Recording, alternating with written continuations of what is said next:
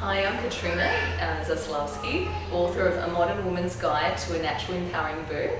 And here we are in beautiful, very sunny Adelaide, South Australia, with Rebecca Dettman, who is an amazing contributor from our new book. And thank you very much for joining us. Thank you.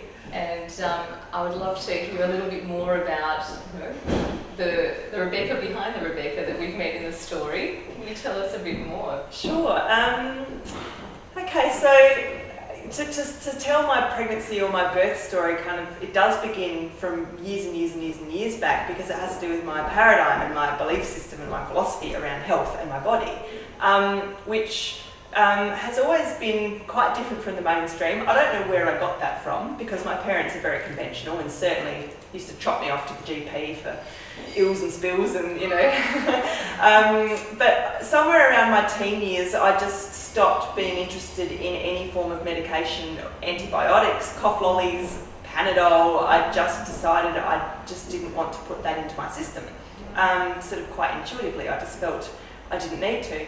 And I've had a couple of interesting brushes with the medical system in the last 10, 15 years, where I've had one doctor tell me I needed to be operated on for something, and someone else tell me I needed day surgery with a nurse to come to my house and cut a wound and bleed it onto pads and all sorts of things like that. And each time I just felt so kind of railroaded, and I just thought, no, I'm in charge of my body, and I'm responsible for what's going on here. And I believe there's more. If some strange illness just flares up when I'm so incredibly healthy and positive, there's something deeper going on, maybe from an emotional point of view or a spiritual point of view.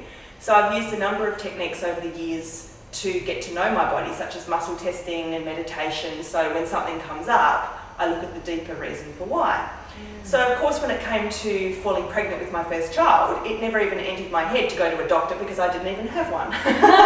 So,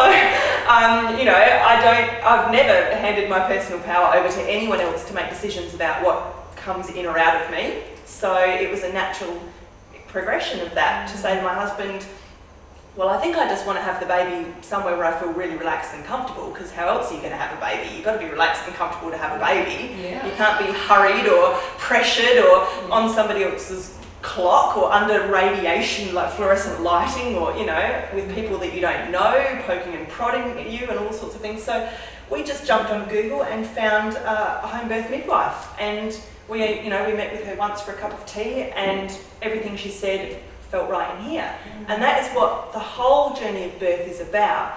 It's about here and it's about here. So it's about listening to your gut feeling and honouring your gut feeling, no matter how loud those authoritative voices are around you, the men in white coats or the women with stethoscopes. I don't care if they've got doctorates or degrees or 40 years of experience in the public health system. If it doesn't feel right with me in here, why am I listening to them?